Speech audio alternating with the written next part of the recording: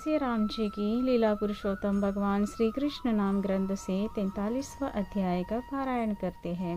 ओम श्री गणेशाय नमः। हर हर महादेव। जय माता दी। जय सिया राम। जय श्री राधे श्याम। कुलिया पीठ हाथी का वध। अपने स्नान तथा अन्य प्रातः कर्मों से निवृत्त होने के पश्चात श्री कृष्ण तथा बलराम ने मल्लयुद्ध की रंगशाला में नगाड़ों के बजने की ध्वनि सुनी। वे तत्काल ही मल्ल प्रतियोगिता का आनंद उठाने के लिए उस स्थान पर जाने के लिए तैयार हो गए। मल्लयुद्ध की रंगशाला के द्वार पर पहुंचने पर श्री कृष्ण और बलराम ने वहां कुलियापीठ नामक एक विशाल हाथी को देखा। उसका महावत उसके सिर पर बैठा उसकी देखभाल कर रहा था। वह महावत जानबूझकर हाथी को प्रवेश द्वार के सामने खड़ा करके दोनों बंधुओं को प्रवेश का मार्ग अवरुद्ध कर रहा था। श्री कृष्ण उस महावत का उद्देश्य समझ गए और अपनी कमर कसकर उस हाथी से युद्ध करने के लिए तैयार हो गए। उन्होंने घन गर्जन के समान गंभीर स्वर में महावत को संबोधित किया। अरे दुष्ट महावत, रास्ता छोड़ो और मुझे अंदर जाने दो। यदि तुम मेरा मार्ग अवरुद्ध करोगे तो मैं तुमको तथा तुम्हारे हाथी को यमराज जी के घर पहुंचा दूंगा। इस प्रकार श्री कृष्ण द्वारा अपमानित होने पर वह महावत अत्यंत क्रोधित हो उठा। पहले ही से सुयोजित योजनानुसार श्री कृष्ण को चुनौती देने हेतु उसने अपने हाथी को आक्रमण करने के लिए उत्तेजित किया। तब वह हाथी श्री कृष्ण की ओर अटल मृत्यु की भांति बढ़ा। वह उनकी ओर दौड़ा और उन्हें अपनी सूंड से पकड़ने का प्रयास करने लगा, किंतु श्री कृष्ण अत्यधिक कुशलता से हाथी के पीछे चले गए। केवल अपनी नाक की सीध में देखने में सक्षम वह हाथी अपने पैरों के पीछे छुपे हुए श्री कृष्ण को न देख सका, किंतु उसने श्री कृष्ण को अपनी सूंड से पकड़ने का प्रयास किया। अतिशीघ्रता से श्री कृष्ण ने अपना बचाव किया और फिर से हाथी के पीछे जाकर उन्होंने उसकी पूंछ पकड़ ली। हाथी को पूंछ से पकड़ते हुए श्री कृष्ण उसे खींचने लगे। उन्होंने अपनी महान शक्ति का प्रदर्शन करते हुए उसे 25 गज तक घसीटा, जैसे गरुड़ छोटे से सर्प को घसीटता है। श्री कृष्ण ने उस हाथी को इधर से उधर, दाई से बाई और वैसे ही खींचा जैसे बाल्यकाल में वे किसी बछड़े की पूंछ खींचते थे। तदुपरांत श्री कृष्ण हाथी के सम्मुख गए और उसे एक जोर का थप्पड़ मारा। फिर वे हाथी की दृष्टि से ओझल होकर उसके पीछे चले गए।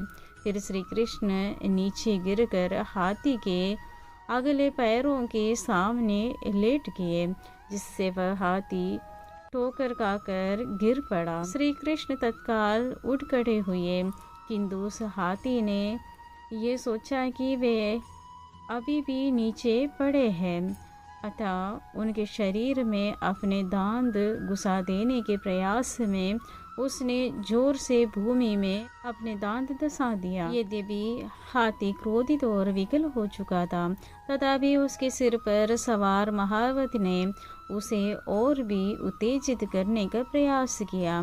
तब हाथी पागलों के समान श्री कृष्ण की ओर दौड़ा। जैसे ही वह उनकी पकड़ की सीमा में आया, उन्होंने उसकी सूंड पकड़कर उसे नीचे गिरा दिया। जब हाथी और महावत गिर पड़े, तब श्री कृष्ण ने हाथी की पीठ पर कूदकर उसका एक दांत तोड़ दिया और इसी से हाथी का और महावत का वध कर दिया। हाथी का उद्धार करने के उपरांत उन्होंने उसका दांत अपने कंधे पर उठा लिया। श्रम बिंदुओं से विभूषित तथा हाथी के रक्त के छींटों से युक्त श्री कृष्ण अतीव सुंदर लग रहे थे। इस प्रकार वे मल्लयुद्ध की रंगभूमि की ओर बढ़े। बलराम जी ने दूसरा हाथी दांत अपने कंधे पर उठा लिया। फिर अपने ग्वाल बाल सखाओं के साथ उन्होंने रंगभूमि में प्रवेश किया। जब श्री कृष्ण ने बलराम जी तथा अपने सखाओं के साथ रंगभूमि में प्रवेश किया तो विभिन्न लोगों को उनके विभिन्न रूपों में दर्शन हुए, जिसका उनके साथ जैसा रस अथवा संबंध था उसे वे उसी रूप में दिखाई दिए। श्री कृष्ण समस्त सुखों तथा अनुकूल एवं प्रतिकूल सभी रसों के सागर है। मल्लों को वे वज्र के समान प्रतीत हुए, साधारण जनता को वे सबसे सुंदर व्यक्ति प्रतीत हुए, स्त्रियों को वे सबसे आकर्षक पुरुष मूर्तिमान कामदेव प्रतीत हुए। उनके दर्शनों से उन स्त्रियों की कामातुरता में वृद्धि हो गई। वहाँ उपस्थित ग्वालों को श्री कृष्ण अपने ही गाँव वृंदावन से आए हुए अपने संबंधी प्रतीत हुए। उपस्थित क्षत्रिय राजाओं ने श्री कृष्ण के दर्शन सर्वाधिक बलशाली राजा तथा दंड देने वाले के रूप में किए। उनके माता पिता नंद एवं यशोदा को उनके दर्शन सर्वाधिक प्यारे बालक के रूप में हुए। भोजवंश के राजा कंस को वे साक्षात यमराज प्रतीत हुए। बुद्धिहीनों को वे अयोग्य व्यक्ति प्रतीत हुए। उपस्थित योगियों ने उनके दर्शन परमात्मा के रूप में किए। वृष्णि वंश के सदस्यों को वे सर्वाधिक प्रसिद्ध वंशज प्रतीत हुए। इस प्रकार विभिन्न लोगों ने श्री कृष्ण को विभिन्न रूपों में देखा। जब उन्होंने बलराम तथा ग्वाल बाल सखाओं सहित रंगभूमि में प्रवेश किया, श्री कृष्ण द्वारा गोलियापीठ नामक हाथी के वध का समाचार कंस को मिल चुका था और वह जान गया कि श्री कृष्ण निसंदेह ही दुर्जय है। इस प्रकार वह उनसे अत्यंत भयभीत हो गया। श्री कृष्ण तथा बलराम जी के भुजाएं लंबी थे। वे अत्यंत सुंदर वस्त्र धारण किए हुए थे। वहाँ उपस्थित सभी को वे अतीव आकर्षक लग रहे थे। वे ऐसे ही वस्त्र धारण किए हुए थे मानो वे रंगमंच पर अभिनय करने वाले हों और उन्होंने सभी का ध्यान आकर्षित कर लिया। भगवान श्री कृष्ण का दर्शन करने वाले मथुरा के नागरिक अत्यंत प्रसन्न हो गए। वे अतृप्त दृष्टि से उनके मुख का दर्शन इस प्रकार करने लगे जैसे अमृतपान कर रहे हो। श्री कृष्ण का दर्शन करने से उन्हें इतने आनंद मिला कि ऐसे प्रतीत होने लगा जैसे वे न केवल उनके मुखारविंद के दर्शन का मधुपान कर रहे हो, अभी तो उनकी देह की सुगंध ले रहे हो तथा उनका रसास्वादन कर रहे हो। ऐसा प्रतीत होता था जैसे वे श्री कृष्ण और बलराम को भुजाओं में बांध कर आलिंगन कर रहे हों। वे दोनों दिव्य बंधुओं के विषय में परस्पर वार्तालाप करने लगे। दीर्घकाल से उन्होंने श्री कृष्ण और बलराम के सौंदर्य तथा कार्यों की चर्चा तो सुनी थी, किंतु अब वे प्रत्यक्ष रूप से उनके दर्शन कर रहे थे। उन्होंने विचार किया कि श्री कृष्ण और बलराम भगवान श्री नारायण के दो पूर्ण अंशावतार हैं जो वृंदावन में प्रकट हुए हैं। मथुरा के नागरिक श्री कृष्ण की लीलाओं का गान करने लगे। वसुदेव के पुत्र के रूप में उनके जन्म और नंद महाराज तथा उनकी पत्नी के पास गोकुल में उन्हें पोषणार्थ ले जाए जाने तथा अन्य सभी उन घटनाओं की वे चर्चा करने लगे जो उनके हित के लिए श्री कृष्ण के मथुरा पधारने के हेतु बनी थी। उन्होंने पूतना राक्षसी के वध की तथा बवंडर के रूप में आए हुए असुर तृणावर्त के वध की भी चर्चा की। उन्होंने यमलार्जुन वृक्ष में से जुड़वा भाइयों के उद्धार का भी स्मरण किया।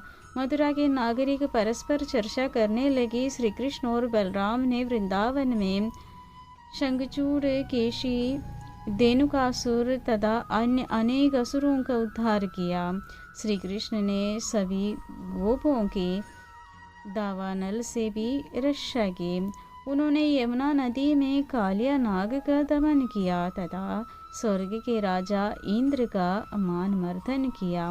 श्री कृष्ण ने एक हाथ में गोवर्धन पर्वत को सतत 7 दिवस तक धारण करके सभी गोकुलवासियों की आंधी तूफान और अविरत वर्षा से रक्षा की। वे और भी उत्साहपूर्वक कार्यों का स्मरण करने लगे। वृंदावन की गोपियाँ श्री कृष्ण के सौंदर्य का दर्शन करके तथा उनके कार्यों में सहभागी होकर इतनी प्रसन्न हो गई थी कि वे अपने भौतिक अस्तित्व के कष्टों को ही भूल गए। श्री कृष्ण के चिंतन तथा दर्शन से उन्हें हर प्रकार का भौतिक श्रम विस्मृत हो गया। मथुरा के नागरिक यदुवंश की चर्चा करने लगे। उन्होंने कहा कि यदुवंश में श्री कृष्ण के प्रकट होने के कारण यदु परिवार समस्त ब्रह्मांड में सर्वाधिक प्रसिद्ध वंश रहेगा। तब मथुरा के नागरिक बलराम की चर्चा करने लगे। वे उनके कमल दल जैसे नेत्रों की बात करने लगे और कहने लगे, इस बालक ने प्रलंबासुर और अनेक अन्य असुरों का वध किया है। जब वे इस प्रकार श्री कृष्ण और बलराम की लीलाओं की चर्चा कर रहे थे तो उन्होंने मल्लयुद्ध के आरंभ की घोषणा करने वाले विभिन्न वाद्यों की गूंज सुनी। तत्पश्चात प्रसिद्ध मल्ल चाणूर ने श्री कृष्ण और बलराम को संबोधित किया। उन्हें कहा, प्रिय कृष्ण और बलराम, हम लोगों ने तुम्हारे पूर्व कार्यों की चर्चा सुनी है। तुम लोग महान नायक हो, अतः राजा ने तुमको बुलाया है। हमने सुना है कि तुम्हारी भुजाएं अति बलशाली है। राजा तथा उपस्थित सभी सज्जन तुम्हारे मल्लयुद्ध के कौशल का प्रदर्शन देखने के इच्छुक है। प्रजा को अपने राजा का आज्ञाकारी तथा उसका चित्त प्रसन्न करने वाला होना चाहिए। इस प्रकार का नागरिक सभी सौभाग्यों को प्राप्त करता है। जो आज्ञाकारी नहीं होता वह राजा के क्रोध के कारण दुखी होता है। तुम लोग ग्वाले हो और हमने सुना है कि वनों में गाय चराते समय तुम एक दूसरे के साथ कुश्ती का आनंद उठाते हो। अतः हमारी इच्छा है कि तुम हमारे साथ मल्लयुद्ध करो, जिससे कि यहाँ उपस्थित जन समुदाय तथा राजा प्रसन्न हो जाए। श्री कृष्ण ने चाणूर के कथन के अभिप्राय तत्काल ही समझ लिया और उसने मल्लयुद्ध करने के लिए तत्पर हो गए। किंतु काल व परिस्थिति के अनुसार उन्होंने इस प्रकार कहा, तुम भोजराज की प्रजा हो और हम वन में रहते हैं। परोक्ष रूप से हम भी उन्हीं का प्रजा है और जहाँ तक संभव होता है हम उन्हें प्रसन्न करने का प्रयत्न करते हैं। मल्लयुद्ध में भाग लेने का निमंत्रण उनका हमारे ऊपर एक विशेष अनुग्रह है, किंतु तथ्य तो यही है कि हम केवल बालक हैं। हम कभी कभी अपनी ही आयु के अपने ही सखाओं के साथ वृंदावन में क्रीड़ा करते हैं। हमारा विचार है कि समान अवस्था तथा शक्ति के व्यक्तियों के साथ युद्ध करना हमारे लिए अच्छा है, किंतु तुम्हारे समान महान मल्लों से युद्ध करना दर्शकों को रुचिकर न होगा। यह उनके धार्मिक सिद्धांतों के विरुद्ध होगा। इस भांति श्री कृष्ण ने इंगित किया कि प्रसिद्ध व बलशाली मल्लों को श्री कृष्ण और बलराम को युद्ध करने के लिए चुनौती नहीं देनी चाहिए। इसके उत्तर में चाणूर ने कहा, प्रिय कृष्ण, हम भली भांति समझ सकते हैं कि तुम ना तो बालक हो ना ही किशोर। तुम अपने ज्येष्ठ भ्राता बलराम जी के समान हर किसी से श्रेष्ठ हो।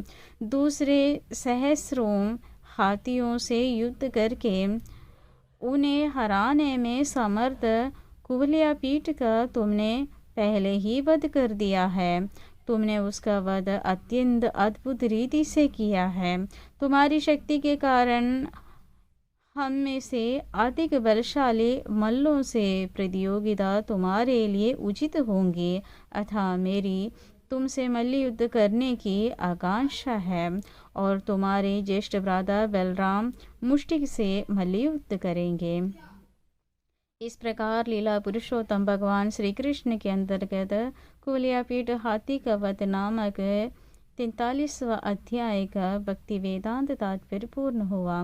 सबको जय श्री राम जी की। हर हर महादेव।